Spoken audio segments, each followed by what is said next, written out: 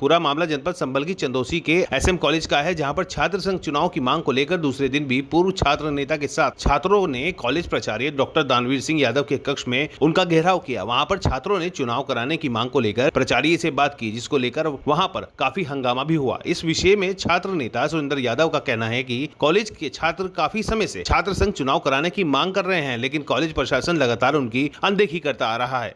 हमने ये छात्र संघ चुनाव के लिए लेकर के जो हमारे कॉलेज के विद्यार्थी धरने पर बैठे हैं अनिश्चितकालीन भूख हड़ताल पर, उनके समर्थन में छात्र संघ चुनाव बहाली के लिए डेट के लिए जाकर के घेराव किया, प्रदर्शन किया और जो शासन का शासनादेश है उसका हवाला देते हुए हमने चुनाव की तिथि घोषित करने के लिए प्राचार्य से महोदय से हम लोग मिले थे जाकर के, लेकिन उन्होंने चुनाव कराने से साफ इनकार कर दिया है।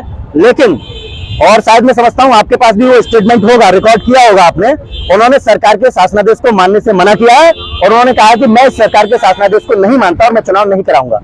यहाँ के प्राचार्य अपनी हठधर्मिता पर है, वो चुनाव नहीं कराना चाहते हैं, छात्रों के भविष्य के साथ खिलवाड़ कर रहे हैं वो लोग। यहाँ के जो प्राचार्य हैं या ये इस समय है या पूर्व में रहे हैं, वो सब मैनेजमेंट की उसमें पावर में चलते हैं, मैनेजमेंट के इशारे पर काम करते हैं। जब तक मैनेजमेंट नहीं चाहता, मैंने हमेशा देखा, मैं खुद अध्यक्ष रहा हूँ, मैंने यहाँ पर 119 घंटे की हड़ताल की है और भी लोगों ने हड़तालें की है, हमेशा हड़ताल करने के बाद ही चुनाव हुआ है, क्योंकि मैनेजमेंट का इशारा जब तक नहीं आएगा तब तक ये लोग चुनाव कराने के लिए तैयार नहीं होते। आगे क्या तैयारी है? आगे तैयारी है, अगर ये लोग नहीं मानेंगे हम बड़ा आंदोलन करेंगे, घेराव करेंगे। और ये मैं आपको दिखा रहा हूँ, ये उत्तर प्रदेश सरकार का शासनादेश है, इसका पालन होना चाहिए, इसके पालन के लिए मना करें। अगर वो नहीं मानेंगे तो हम इसको लेकर के कोर्ट जाएंगे। घेराव करना, धरने पर बैठना, ज्ञापन देना, ये सब लोकतांत्रिक प्रक्रियाओं के अंग हैं, मर्यादाओं में रहते हुए। अब जो मुख्य विषय इनका है वो है छात्र संघ चुनाव। मैं पहले भी कहता आया हूं, मैं फिर से इसी बात को दोहरा रहा हूं। पहले वार्षिक प्रणाली होती थी, एक सत्र के लिए छात्र संघ अध्यक्ष चुने जाते रहे। जब से राष्ट्रीय शिक्षा नीति 2020 लागू हुई है, उसमें सेमेस्टर है, कैलेंडर तो है ही नहीं। अब सभी सेमेस्टर्स के अलग अलग चुनाव तो मैं नहीं कराऊंगा। पहले वर्ष में एक बार प्रवेश होता था, एक बार परीक्षाएं होती थी। अब वर्ष में 2 बार प्रवेश होंगे, 2 बार परीक्षाएं होंगी और फिर मिड टर्म होंगे।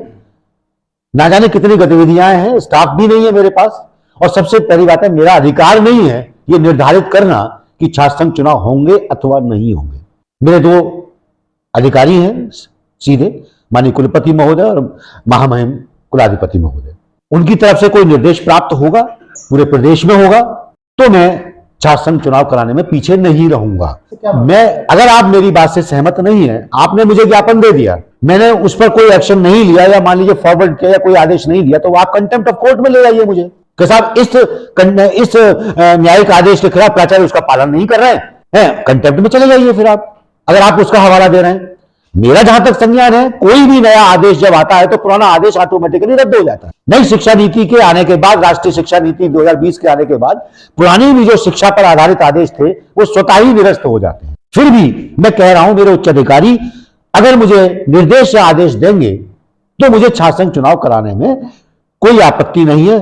फिलहाल मेरे अधिकार क्षेत्र से यह निर्णय लेना कि छात्र संघ चुनाव कराना है अथवा नहीं कराना है, मेरे अधिकार क्षेत्र से बाहर है। शासन से मैं फिर से वही उसी बात पे आ जा रहा हूं, मैं शासन से ऊपर नहीं है, विश्वविद्यालय से ऊपर नहीं हूं। उनका निर्देश होगा तो मैं मानूंगा, लेकिन उनको निर्देश देना मेरा थोड़ी है कि मैं आपको निर्देशित किया जाता है।